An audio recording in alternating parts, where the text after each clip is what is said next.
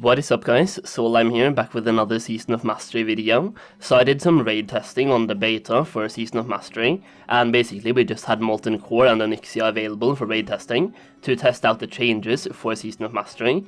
Now for those of you who don't know, they have announced that they will be presenting us with harder or more difficult raiding content this time around, and based on that we were able to test the raids and check out these changes. So before testing the raids out, we had the option to create a preset level 60 character, and these level 60 characters usually came with pre-raid best in slot items. There were some quirks right there, and some classes had really weird gear, like Hunters had terrible gear I believe, where there was something going on with Hunters, and a lot of classes had different types of gear. As a mage I had 2 different rings, one of them only gave me fire spell damage, and mages are playing Frost in Molten Core, so that one was kind of useless, and we only had that one ring, or the 2 rings that we had on us, so I couldn't actually switch out the ring with something with Frost spell damage or regular spell damage. The point is, we had decent gear going into Molten Core, but we didn't really have overpowered gear by any means. We just had pre-raid best in slot, and we also had the option to buy consumables from a vendor, and there were no world buffs except for one, and that was the Dragonslayer world buff.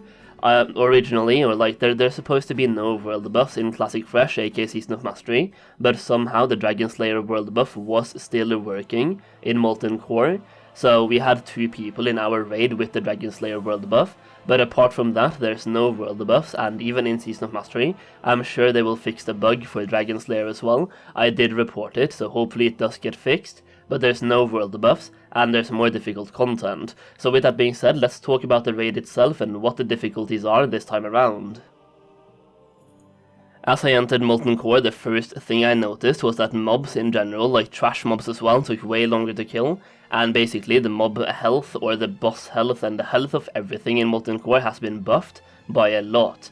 The actual percentages seem to vary, but it seems to be around 200% or like 100% increase, or 200% of the original values, so they basically doubled the health of pretty much everything in Molten Core, including the bosses as well, which presents you with more difficult and also more lengthy boss fights, meaning that some classes will go out of mana way quicker than they did before. So for the raid itself, from my perspective, I was in a full pug. We had Discord chat, so we were on Discord, but it was a full pug, nobody knew each other. There was no guild runs or anything. We started this one from scratch, recruited people from the trade chat, got them onto a Discord server just to talk about the actual tactics and when to do stuff. And we had a fairly okay setup. We had a lot of warriors, a lot of rogues, some mages, and enough hunters to do the mechanics. Lucifron went great. There was pretty much no wipes for Lucifron, and same for Magmadar as well.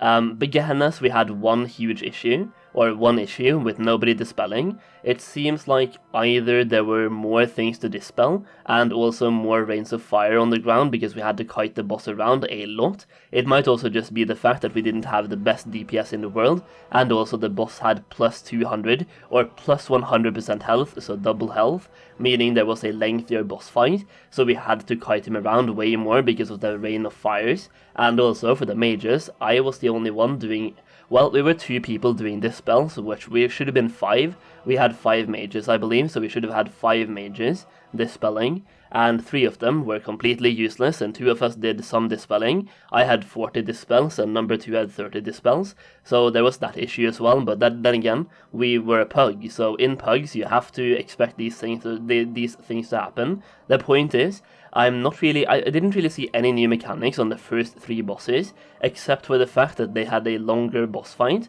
due to increased health.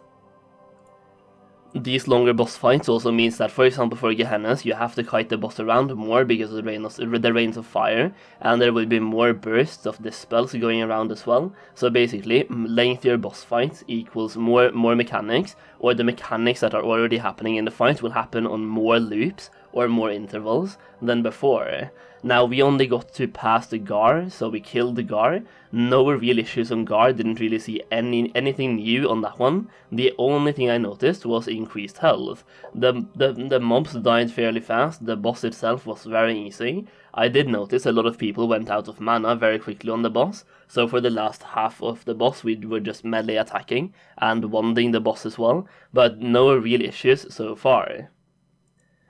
Now, as I said, I only got to Gar myself, but I was watching multiple Twitch streams of several people doing the full run, including Ragnaros. I didn't actually see anyone kill Ragnaros, but I did see people pull Ragnaros and get quite far into the fight, and the reason people weren't able to kill him was that a lot of people were pugging this time around, like obviously nobody's making a raiding guild on the beta, and there's one huge change on Ragnaros, and that is that you only have 1 hour to defeat him after you summon him from the fires. If you cannot defeat him in that 1 hour window, he will go back into the lava, and you cannot pull him for the rest of the week. So, from the moment you summon him, you have 1 hour to kill him. If you can't, you have to wait for the next reset to try again. There's also one huge mechanic for Ragnaros that many of you guys might not have encountered in Classic WoW, and that is the fact that he will submerge into the lava and summon lava spawns or spawns of Ragnaros, and you have to kill those spawns. This could happen multiple times during the fight itself, depending on the fight length, and this actually almost never happened in Classic WoW, because you killed the boss so fast that he never submerged into the lava. So that is one huge thing. Now you have a much larger health pool on Ragnaros. He has twice the amount of health, so you have to deal twice the amount of damage, which is pretty much impossible.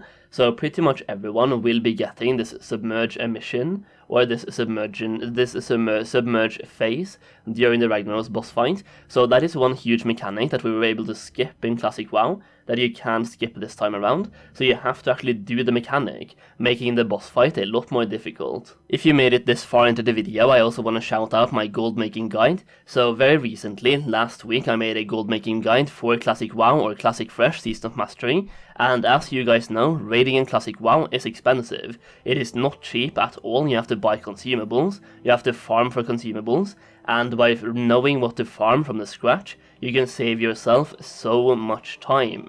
In Classic WoW, I was able to farm up 2000 gold very early in Phase 1. I put all of the gold into investments, and I turned 2000 gold into 50,000 gold, and I supplied my whole guild with consumables for the entirety of Phase 5. So by knowing what to farm in Phase 1, and also which items to buy for investments, you can set yourself up for huge success later down the line. So if you want to know what to farm for, what to invest in, that is what the gold making guide is for. There is 38 different gold farms you can do in Phase 1, and there is also 36 different investments or items to invest in to make profit.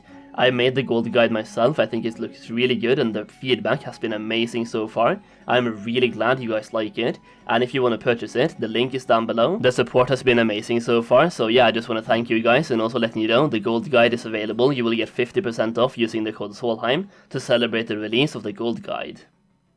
So to end the video off, bosses have twice the amount of health they had back in Classic WoW, so they will take a lot longer to kill, and so far we don't really have any new mechanics, except for the one mechanic for Ragnaros, which is an old mechanic.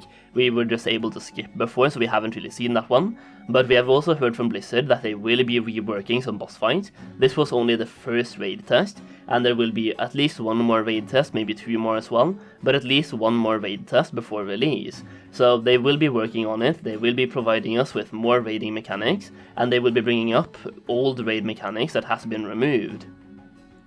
Either way, that is the video, guys. I hope you enjoyed it. Let me know in the comments down below if you will be raiding in Classic Fresh or Season of Mastery. And that is pretty much it. Leave a like on the video if you did enjoy it. And yeah, that is pretty much it. Subscribe for more Classic Fresh content. Thank you so much for watching, and I'll see you again very soon.